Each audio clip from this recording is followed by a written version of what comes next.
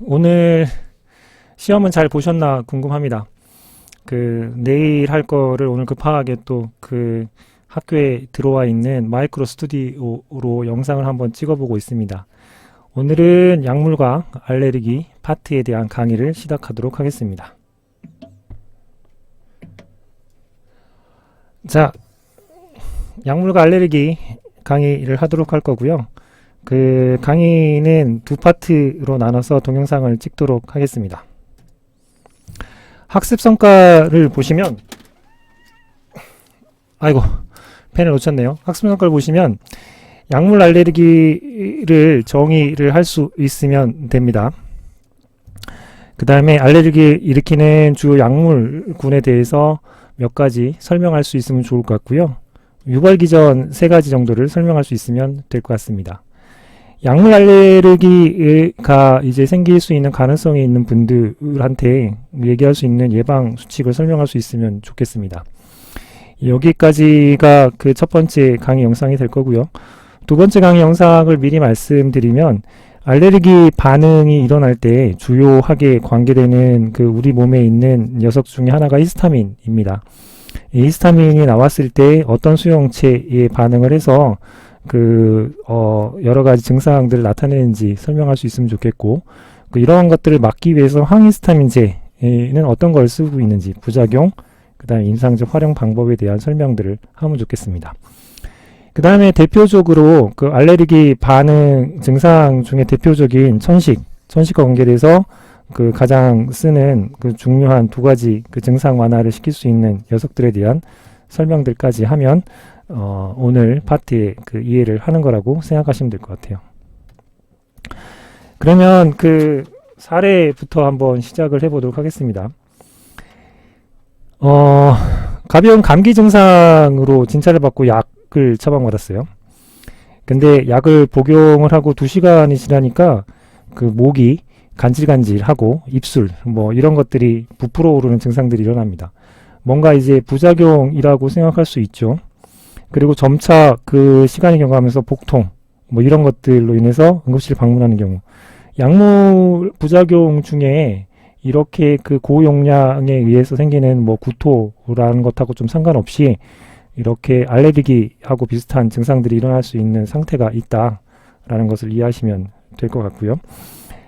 주로 감기약에 들어있는 것 중에 이런 일을 벌이는 대표적인 것들이 항생제가 그럴 수가 있습니다. 다음에 두 번째를 보게 되면 심근경색으로 입원을 해서 조영제로 어떤 진단검사들을 받았습니다. 조영제 투여를 할 때 약간의 홍반 같은 발적 반응들이 나타났죠. 좀 적은 반응이기 때문에 별다르게 이제 생각하지 않고 있다가 흉통이 계속돼서 5일 정도 후에 다시 조영술을 실시하게 됩니다. 이런 경우에 조영제에 대한 반응들이 더 폭발적으로 일어나서 호흡곤란 이런 것들을 호소할 수 있게 됩니다. 따라서 생각해 볼 수 있는 것 중에 하나가 조영제에 의한 이러한 증상들도 알레르기 증상 중에 하나로 생각해 볼 수 있다라고 하는 거죠. 세 번째를 보게 되면 호흡곤란, 이걸로 이제 응급실에 내원 한 사람한테 3년 전에 이제 이런 진단한 기왕력을 얻었고, 지금 현재 상태들을 재보니까 이런 상태로 되어 있습니다. 초기 치료 반응이 없어서 하이드로코티손이라고 하는 것들을 정맥 주사를 하게 되니까 심각하게 이제 알레르기 반응들이 일어날 수 있는 상태가 되죠. 그래서 환자에 따라서는 과거에 어떤 약물 때문에 알레르기 반응이 있었는지 잘 모르는 경우들이 많습니다. 따라서 이런 것들을 처방할 때 생길 수 있는 증상들에 대한 것들을 좀 고민을 하는 게 필요하죠. 그래서 생각을 해보면 알레르기 반응에는 크게 타입 A와 타입 B로 나눌 수가 있습니다. 주로 이제 약물 반응에서 일반적인 그 형태들의 이야기들은 계속 들었을 겁니다. 하나는 과량을 복용했을 때, 또는 이 약물이 갖고 있는 고유의 부작용들, 그 다음에 생각하지 못하는 세컨더리 작용에 의한 문제들, 또는 그 약물을 하나뿐만 아니라 여러 개 복용했을 때 생길 수 있는 그 상호작용에 의한 부작용들, 이것들은 일반적으로 예측이 가능합니다. 그리고 약물 부작용에 차지하는 비율은 이 녀석이 한 80% 정도가 된다고 생각하시면 되죠. 나머지 타입 B 같은 경우에는 약물에 의해서 생기는 과민 반응이라고 생각하시면 되는데, 이 과민 반응들은 그 예측이 어렵습니다.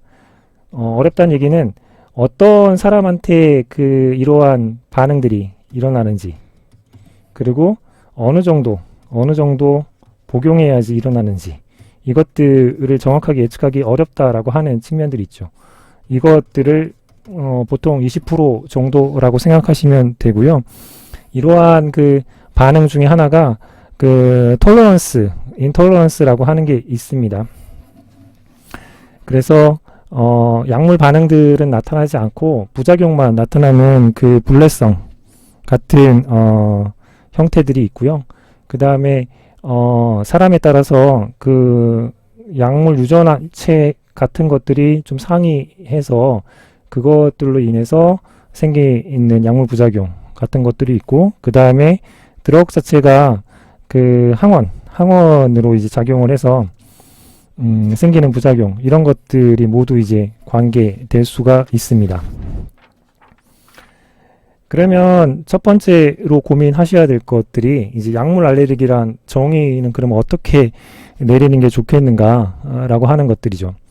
정의를 하게 되면 그 어떤 약물 때문에 그 감작 반응들이 일어나서 면역 기전에 의해서 발생하는 유해 반응 더하기, 그 다음에 그 면역학적 기전들은 아니지만 그 어떤 약물 과민 반응, 이것까지 포함하는 형태들을 우리는 약물 알레르기라고 얘기를 합니다. 타입 B 약물 유해 반응이라고 표현들 하기도 하고요. 얘네들이 가장 우리한테 주는 그 어려운 점, 태스크는 뭐냐면 용량의 비의존성이라고 하는 측면이 있고요. 그 다음에 그 덕분에 이제 예측이 불가능하다는 측면이 있고, 아까 20% 정도라고 얘기했는데 한 20% 정도가 이런 일들이 벌어지게 됩니다. 그 약물 과민 반응을 이제 그 과정에서 알레르기 반응들을 굳이 나눈다면, 사실 그 이쪽에 큰 카테고리 위로 이제 올릴 수도 있는데, 조금 더 세분해서 그 면역학적인 반응들이 일어나지 않는 과정에서의 약물 과민 반응 더하기, 그 다음에 그 면역 반응들이 그 관계에서 하는 것들을 이제 알레르기라고 조금 소분해서 설명할 수 있지만, 통칭해서는 그냥 약물 알레르기 반응이라고 이해를 해주시면 좋을 것 같습니다. 이 약물 알레르기 반응에는 굳이 이제 그 세분해서 나누면 이뮤노글로빈 E가 그 매개하는 형태가 있고요. 그것들이 아닌 형태들이 있게 되죠. 이뮤노글로빈 E가 매개한다는 것들은 이 그 마스터 그 세포라고 하는 형태에서 주로 이뮤노글로빈 E 같은 것들이 장착이 돼서 반응들을 하게 되는데, 이 녀석들이 일어나게 되면 즉시 반응들이 일어나게 되고요. 이쪽으로 오게 되면 약간 지연형 반응들이 일어나는 약물 알레르기 반응에 해당을 하겠습니다. 그 다음에 그 약물 알레르기에 대한 발생 기전을 살펴보게 되면 이 타입별로 이 네 가지 타입 형태가 있다라고 보시면 될 것 같습니다. 우선은 이뮤노글로불린 E 그 메디에이션 되는 형태가 타입 1이고, 그 이뮤노글로불린 B 매개형이 2, 3, 4 이렇게 세 가지 형태로 나눌 수가 있게 됩니다. 이뮤노글로불린 메디에이션 되는 녀석들은 아까도 말씀드렸지만 즉시형 반응들이 일어나게 됩니다. 주로 이제 페니실린 같은 항생제가 이런 형태들이 되고요. 일어나는 증상들은 두드러기라든가 또는 뭐 부종 같은 것들, 이런 것들이 일어날 수가 있습니다. 그 다음에 타입 2의 반응들은 드럭이 어떤 상태에 들어가서 얘네들이 세포 독성, 면역학적인 세포 독성을 나타내는 경우가 있고요. 또는 이 드럭 자체에 대한 항체 같은 것들을 만들게 해서 그 항체가 사이톡식 이펙트를 갖게 되는 형태가 있죠. 즉 드럭을 항원으로 이제 인지하는 부분인데 그 화학 케미컬 자체를 그렇게 이제 항원으로 인지하는 형태가 타입 2라고 보시면 됩니다. 이 타입 2를 일으키는 약물들은 작용기가 굉장히 많이 붙어 있는 약물들이 그런 일들을 많이 벌입니다. 항생제가 그렇고요. 그 다음에 결핵 치료제의 대표적인 녀석들이 그런 일들을 벌이게 됩니다. 얘네들이 일어나는 형태들은 뭐 점상 출혈 같은 거라든가 또는 뭐 자반병 같은 형태 증상들이 일어나기도 하죠.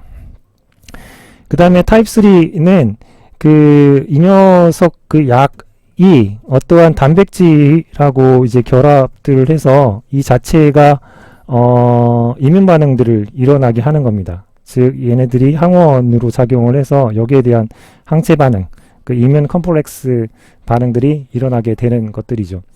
또는 약 중에 단백질로만 이루어진 제제들이 있습니다. 뭐 백신 같은 것들이 대표적인 거고, 요즘에 코로나 백신을 투여한 소식에 있어서 알레르기 반응에 대한 소식들이 종종 들리고 있는 것도 바로 이런 작용 중에 하나라고 보시면 됩니다.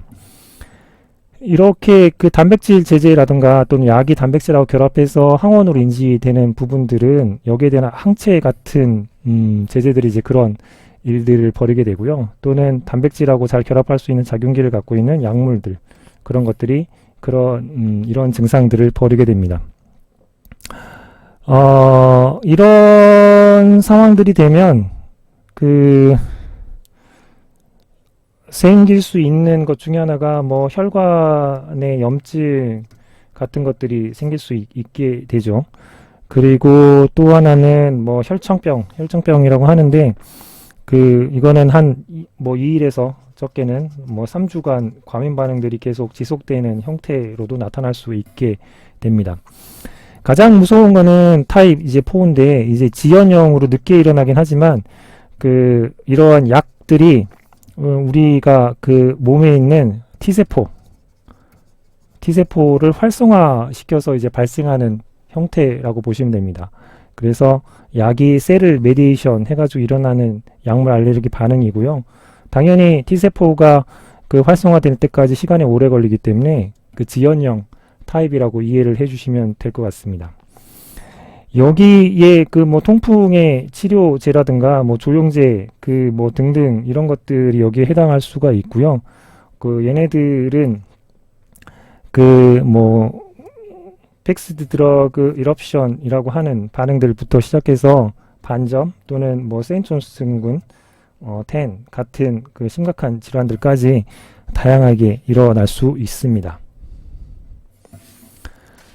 그러면 이 드럭이 이뮤노젠으로 이제 관계되는 형태가 어떤 것들을 생각할 수 있는지 생각을 해볼 수가 있습니다.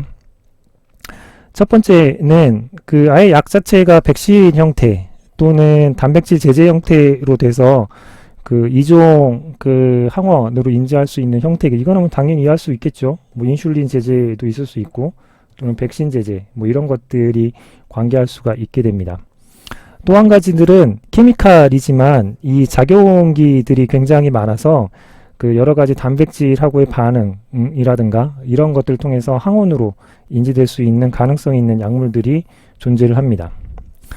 또 한 가지들은 이 녀석 약물 자체가 바로 우리 몸에서 어딘가로 혈액을 타고 이동을 하려면 캐리어 프로테인, 이동을 도와주는 단백질하고 같이 결합을 해서 이동을 하게 됩니다. 이렇게 형성되는 것을 합테네이션이라고 표현을 하는데요.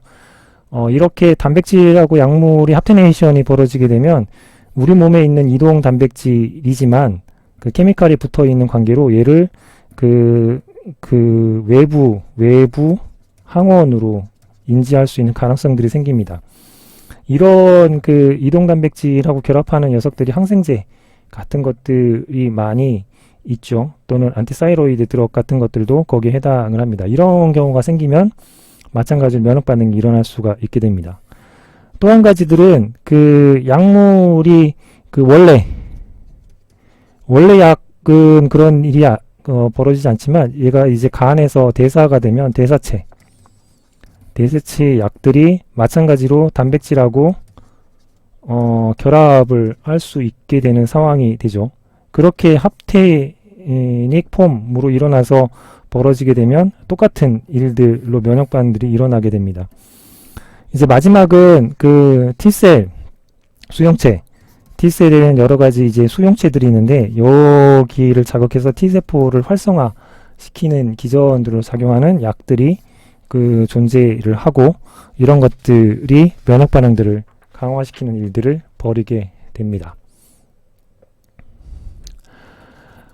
드럭이 이제 합텐을 일으켜서 그 면역 그 반응들이 일어나는 상황들을 살펴보게 되면 이 그 프로테인과 이 약들의 사이드 체인들이 결합을 해서 이런 형태의 그 합테네이션 형태들을 벌이게 됩니다. 그 단백질에 어떤 약들이 들어가게 되면 캐리어 프로테인이라고 이렇게 결합을 하게 되고요. 이렇게 결합된 것들은 항원으로 인지가 돼서 여러 가지 그 안티바디 또는 면역 반응들을 강화하는 형태들을 일어나게 되죠. 이것을 드럭 합텐이라고 표현을 하게 됩니다. 또는 그 원래 드럭에는 그 단백질하고 결합할 수 있는 능력들은 없지만 그 얘네들이 몸에 들어가서 그 간 같은 곳에서 대사가 되면 그 옥시데이션이 일어나서 이런 식으로 활성화된 폼이 일어나고요. 여기에 이제 캐리어 단백질이 반응을 해서 이 전체가 외부 항원으로 인지되는 형태가 됨으로 해서 면역 반응들이 일어날 수 있게 되는 가능성이 생기게 되는 거죠. 이거는 예측을 하면 참 좋겠지만 그 뭐 인비트로 실험, 체외에서 미리 실험들을 하면 테스트 가능하긴 하지만 생체 안에서 이제 그거 실제로 이렇게 되는지 안 되는지에 대한 부분들도 분석이 일어나야 됩니다.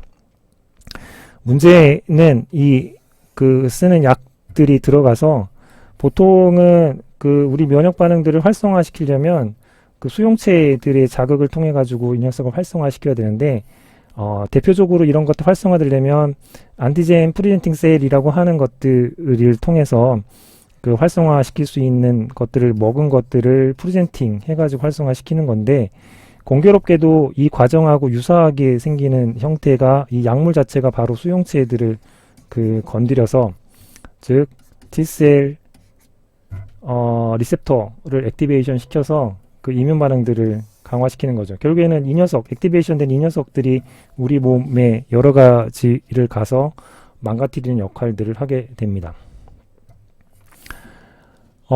이러한 약물 알레르기 진단을 하는 것들은 뭐 그렇게 쉽지가 않습니다. 왜냐하면 약물 그 용량 상관성에 대한 부분들도 적을 뿐만 아니라 동시에 그 어떤 사람에 따라서 또 같은 용량이더라도 다른 일들이 벌어지게 되죠. 그래서 예의주시하는 방법밖에 없고 트렌드라고 하는 걸로 그 체크를 하게 됩니다. 우선은 템포럴 릴레이션십을 검토를 하죠. 약물 투여 시점하고 유해 반응 발생할 시간관계를 보게 됩니다. 그래서 보통 그 병원에서 항생제 같은 것들을 투여받게 되면 피부에 아주 작은 양을 찌른 다음에 한 20분에서 30분 후에 반응들을 보고 그 항생제를 처방하는 것들을 볼 수 있죠. T에 대한 반응들을 보는 거고요. 그리고 그런 약물들에 대한 뭐 반응들이 조금이라도 있은 다음에 다음번에 리챌린지 했을 때도 그 어떤 반응이 나타나는지를 체크해서 아, 그 녀석이 범인이구나 라는 것들을 확인하는 과정들을 진단을 해야 되고요. 그 다음에는 그 환자가 갖고 있는 어떤 기저질환 때문은 아닌가, 또는 그 기저질환에 인해서 투여받는 약물하고 병용 투여해가지고 벌어지는 건 아닌가에 대한 체크들을 해야 되죠. 그 다음에 그 이런 것들을 통해서 해석할 수 있으면 좋은데, 그 처음 벌어지는 일이라고 하게 되면 그 레퍼런스를 찾을 수밖에 없게 됩니다. 전에 이런 보고가 있는가를 찾아서 그것들을 그 공부를 해야 되는 거고요.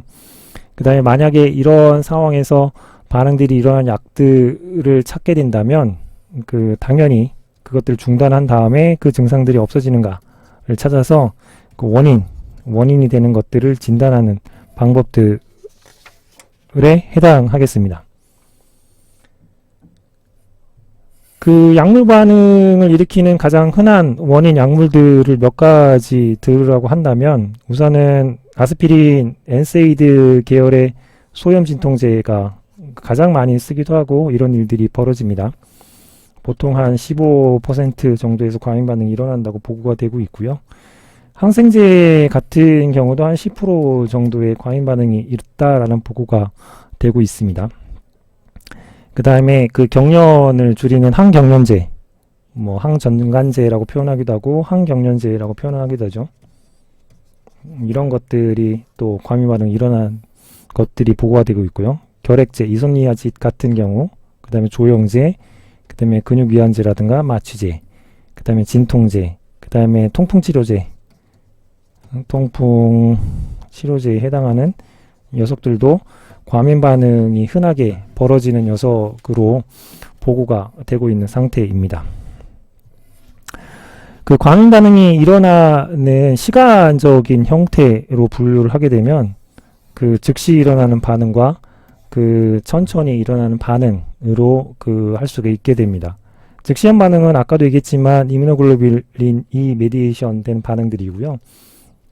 지연형 반응들은 T세포가 메디에이션 되는 반응이라고 크게 나눌 수 있게 됩니다.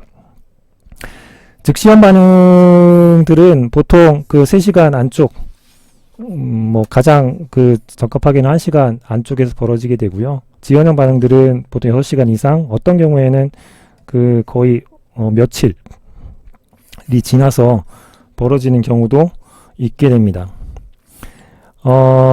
그 증상이 완화되는 그 형태들은 뭐 몇 시간 안에 이것들이 다 대사되고 나면 완화가 되지만, 이 T세포가 활성화되는 형태들은 그 오랫동안 가게 되죠. 양상들은 응급실에서 만나는 장면들이고요.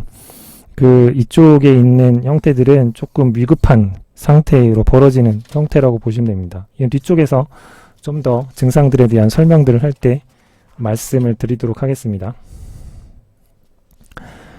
그 정신 증상을 동반하느냐, 여기에 대해서 또 나눌 수가 있겠죠. 그 피부에 국한하는 증상으로 나눌 수 있고, 그다음에 전신에 침범한 증상으로 크게 두 가지로 또 증상에 따라서 나눌 수 있게 됩니다.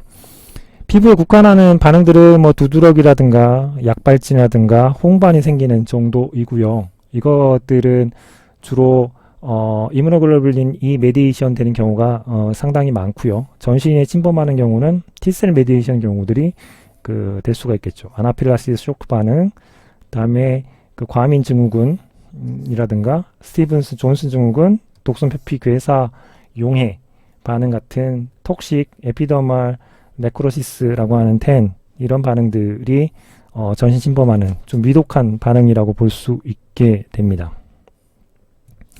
하나하나 보게 되면 이건 두드러기라든가 또는 부종의 증상들을 볼 수 있을 거고요. 그 다음에 이거는 그 발진입니다. 발진 반응. 이거는 뭐 앞에 그 반구진성이라는 표현을 쓸 수 있는데요. 발진이나 홍반 또는 뭐 가려움 같은 것들을 동반을 할 수가 있게 되죠. 이런 형태가 주로 이제 보이게 됩니다. 또는 고정약진이라고 해서요.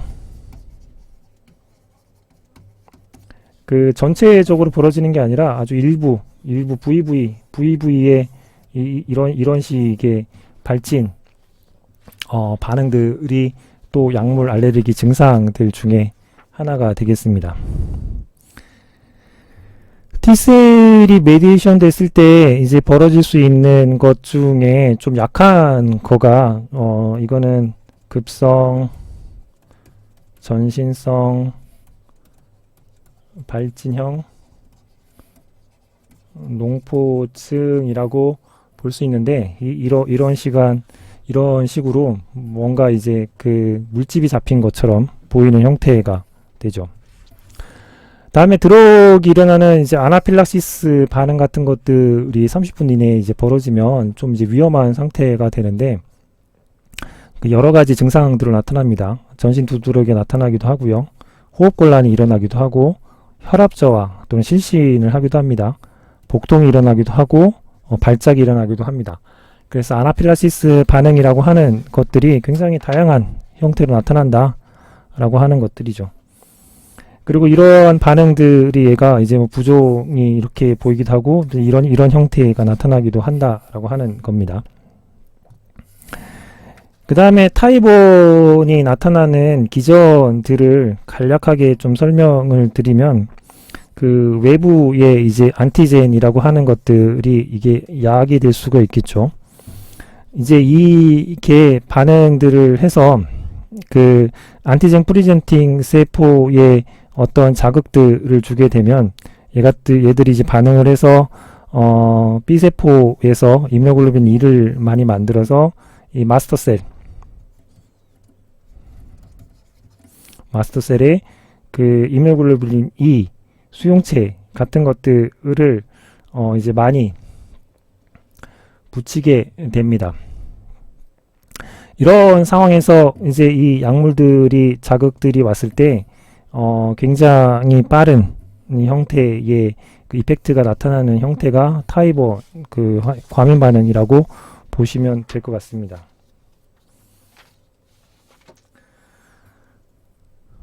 자, 이런 증상이 나타나는 약들에 대한 것들을 사례들만 간략하게 설명을 드리겠습니다. 여기에서 여러분들이 이해할 것들은 이 약물이 이런 기전을 통해서 이러한 반응들이 일어났다라는 것을 완벽하게 이해하는 것보다는 약에 의해서 이런 일들이 벌어질 수도 있다 정도로만 이해해 주시면 될 것 같습니다. 엔세이드라고 하는 그 소염 진통제가 있죠.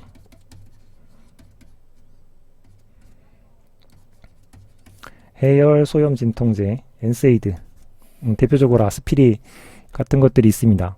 이것들에 의해서 생길 수 있는 두드러기라든가 부종 증상들을 생각해 볼 수 있고요. 이 녀석들은 이렇습니다. 그 우리가 아라키도닉 세포막에 아라키도닉 애시드라고 하는 지질 성분들이 있습니다. 이 녀석들은 세포가 그 여러 가지 데미지라든가 어떤 침투를 받게 되면 콕스, 사이클 옥시게네이즈라고 하는 효소에 의해서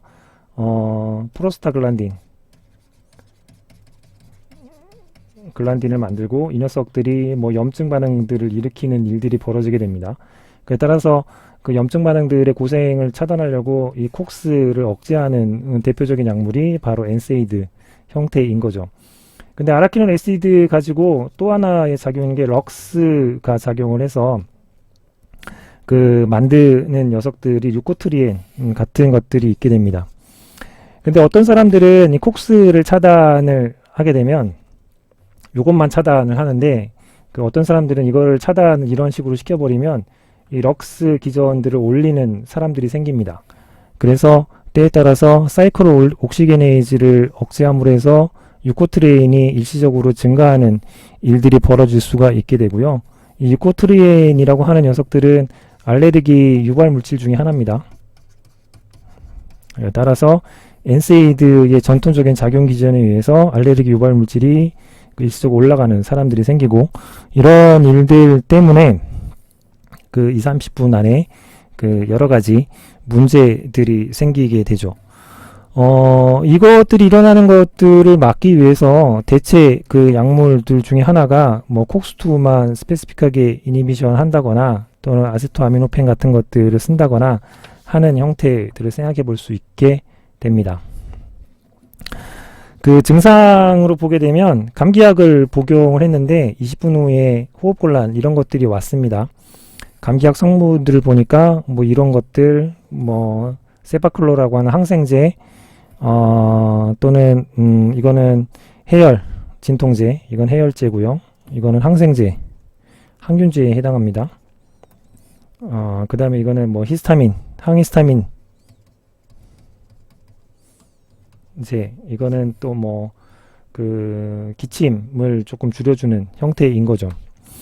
자, 이런 그 약들을 가지고 여러 가지 이제 테스트를 해본 결과 이 사람 같은 경우에는 이 세파클로에 의해서 그 면역 그 반응들이 일어났다는 것들을 알게 됩니다. 이것들을 스킨 테스트를 해보니까 히스타민 이 녀석들이 유발물질이 올라간 걸 알게 되죠. 그래서 따라서 이 사람한테는 다음부터는 세파클로 같은 항생제 당신 그 위험성들에 대한 보호가 있었으니 조심하라 라고 이야기를 해줄 수 있게 됩니다. 다음에는 그 2일 전에 피부 발진으로 이제 내원을 했는데 이 사람은 그 과거의 식이장애 때문에 그 항경련제 또는 항우울제에 대한 처방들을 2주 동안 해왔습니다.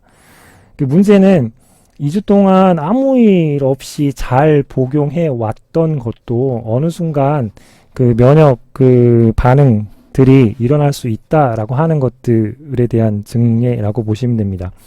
따라서 그 평소에 복용하는 것들이 아무 증상이 없더라도 그 몸의 상태라든가 그에 따라서 이러한 반응들이 일어날 수 있다라는 것들을 생각을 해볼 수 있게 되죠. 그래서 그 염증 반응들을 조사해 보니까 염증 반응 지표들이 이제 올라와 있다는 것들을 알게 됐고요.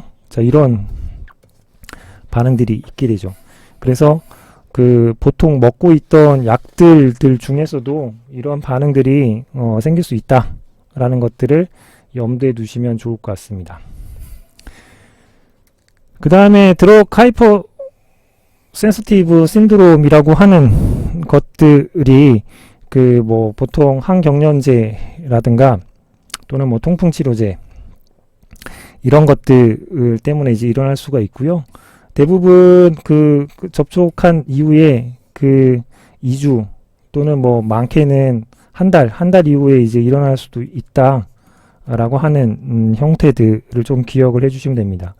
즉 2주간 또는 한 달간 아무 일 없이 복용했던 약들도 이런 그 드럭 하이퍼센시티브 신드롬이라고 하는 증상에 의해서 그 아까 그 여성분과 같은 일들이 벌어질 수 있다라고 하는 거죠. 그리고 다양 황반이라고 하는 증상들로 이렇게 이제 나타날 수가 있습니다. 손바닥이나 또는 뺨이나 발바닥, 팔뚝 이런 데 이제 나타날 수 있는 형태들이 있습니다. 그 다음에 또 다른 증상으로서는 3일 전부터 그 이런 피부 발진, 발열, 인후통 증상이 나타났습니다. 그리고 그 내원한 지 3일 후에 이제 정신성분성 변명과 함께 좀 심각한 충혈들이 나타날 수 있게 됩니다.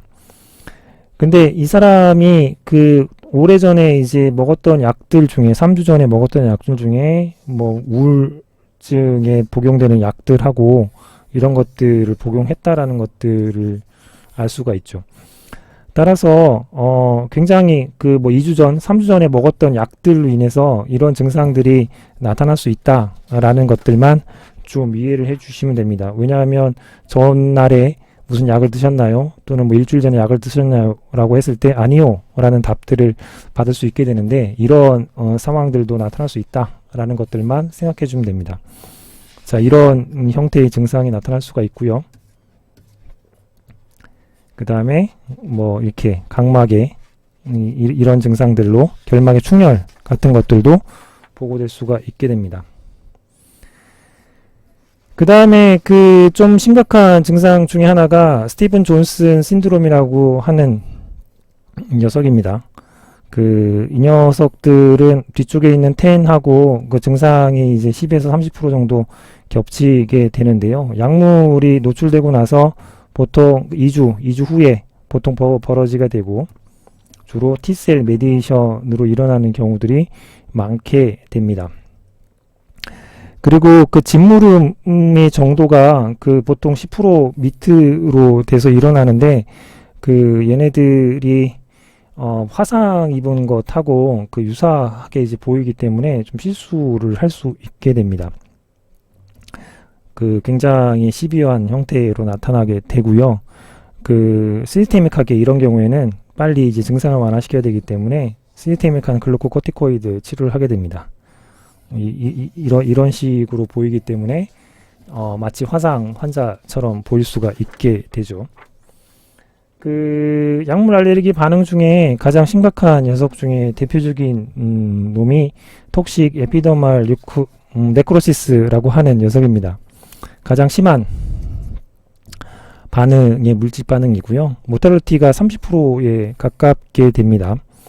이 녀석은 하이도즈의 임무노글로불린으로 빨리 처리를 해서 T셀이 활성화된 이 녀석들을 어떻게든 잡으려고 하는 노력들을 할 수밖에 없게 됩니다. 화상을 치료하는 형태의 치료도 도움을 줄 수가 있습니다. 증상들을 보게 되면 거의 이제 물질 반응들처럼 화상을 입어서 나타난 것하고 유사하기 때문에 그런 치료가 도움이 되기도 합니다.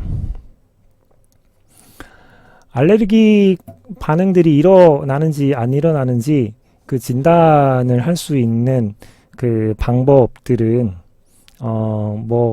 직접 스킨을 테스트를 해본다던가 아니면 약물을 줘서 그런 증상이 일어나는지 조금 줘서 유발 반응을 본다거나 하는 인비보 테스트가 가장 효과적이고 즉시에 일어날 수 있는 방법들이죠.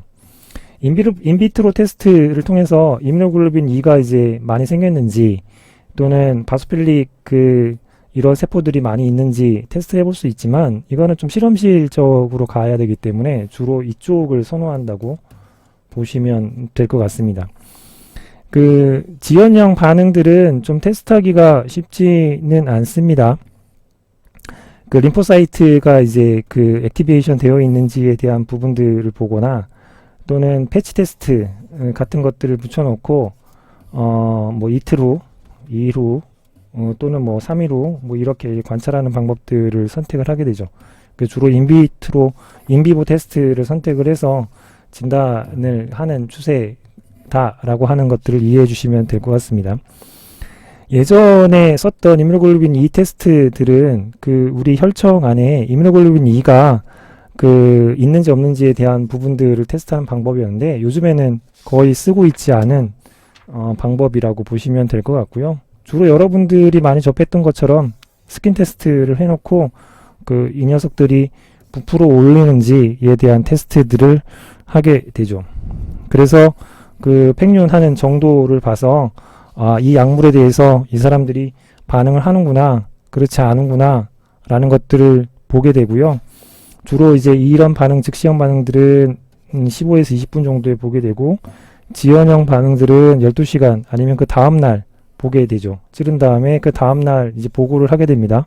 홍반이라든가 이러한 크기들이 얼마큼 됐는지 이것들은 반응 면역 반응들의 사이토카인이나 케모카인 같은 것들이 마스터셀로부터 릴리즈가 돼서 이런 일들을 벌이기 때문에 시간을 두고 선택을 해서 보게 되죠.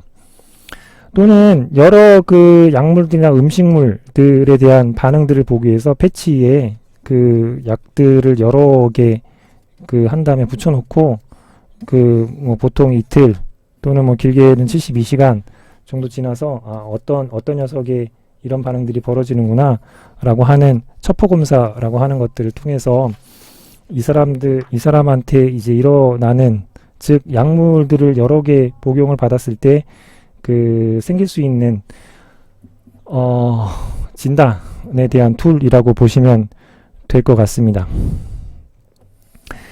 약물 알레르기에 대한 치료는 급하게 즉시 일어났을 때는 항히스타민제를 줍니다. 또는 아까도 말씀드렸지만 전신 스테로이드 반응들을 줄 수가 있고요.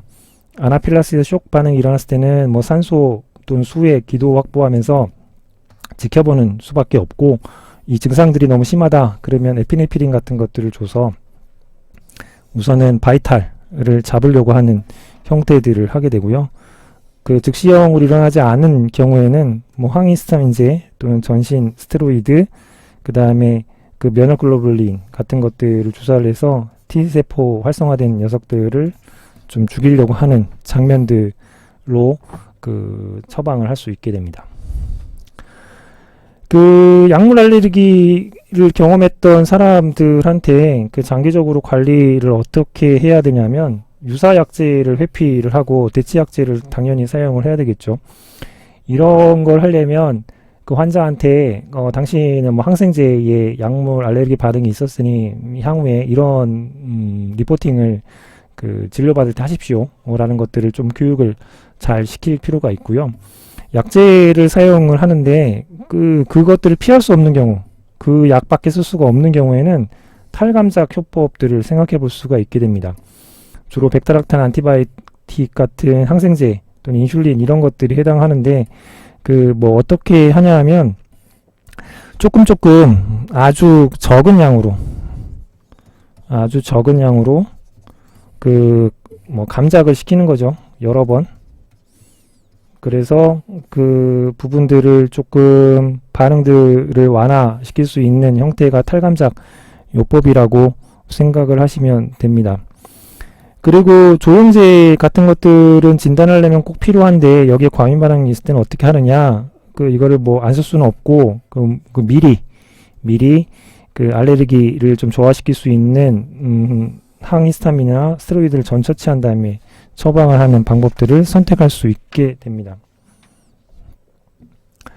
몇몇 가지 약들에 대한 알레르기에 대한 부분들을 보죠. 페니실린을 살펴보게 되면 주로 스킨 테스트 같은 경우로 이제 알아볼 수가 있는데, 한 10% 정도에 해당을 할 수가 있고요. 과거에는 이뇨 페니실린이 합텐을 형성하는 PPL이나 MDM 같이 이뮤노젠 항원으로 이제 만들어지는 물질들 같은 것들도 테스트를 했었는데, 요즘에는 2004년 이후에는 이제 거의 사용하지 않고 있습니다. 페니실린이 여러 가지 알레르기 반응 중에 주로 이제 타입 1 반응들이 주를 이루고 있고, 이 녀석들도 마찬가지로 아주 극소수이긴 하지만 항원으로 인지해서 타입 2, 타입 3 또는 타입 4까지 반응들을 일으킬 수가 있게 됩니다. 페니실린의 스킨 테스트가 주가 되는데, 보통의 경우에는 스킨 테스트에 문제가 되는 상황들은 반응들이 일어나지 않더라도 아주 소수 이뮨 리액션 반응들이 일어난다 라고 하는 측면들이 있고요. 특히 과거에 아무런 증상이 없던 사람도 스킨 테스트에 마이너스 이더라 하더라도 한 1% 정도의 이뮨 리액션 반응이 일어날 수 있다라는 것들을 생각을 해 주셔야 되고, 과거에 히스토리가 있는 사람들 중에서는 스킨 테스트에 마이너스인다 하더라도 좀 비율이 높게 나타나기 때문에 한 20분에서 30분 지켜보는 과정들을 통해 가지고 좀 예방을 해볼 수 있게 됩니다.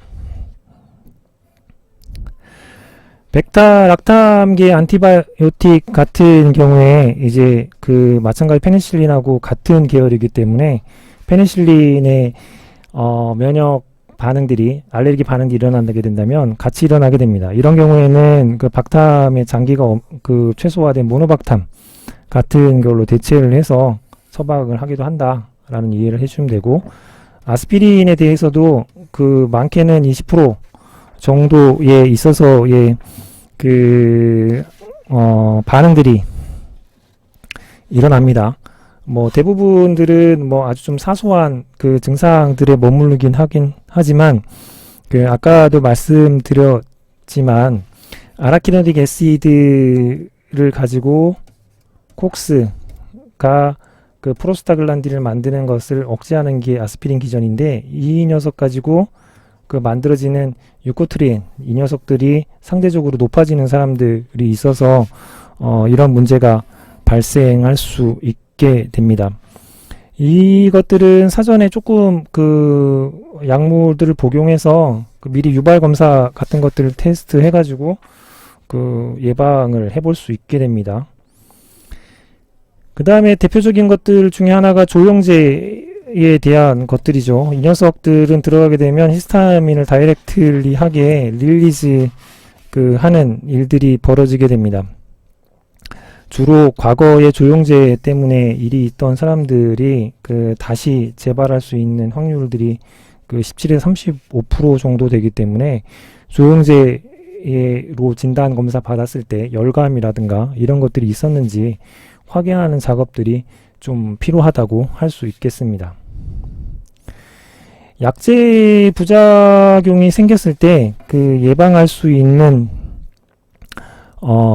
형태들에 대한 수칙들을 생각을 해보게 되면 의사가 처방을 할 때 가장 필요한 약제만 처방을 하는 게 필요하고요. 그 다음에 과거력을 확인하는 게 가장 중요하죠. 이것들을 확인하지 않게 되면 의료소송에 걸릴 가능성이 있게 됩니다.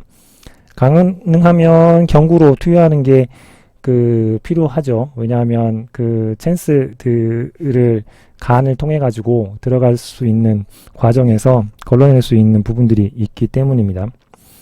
그리고 이런 과거력이 있다면 다른 약으로 대체하는 것들은 반드시 고려해야 되고요. 대체할 만한 약이 없다면 탈감작 하는 방법들로 투여해야 되고, 그 다음에 약제는 투여한 다음에 30분간 최소한 관찰하는 작업들을 하는 게 약제 부작용, 약물 알레르기를 막는 예방 수칙 중에 하나라고 생각하시면 될 것 같습니다.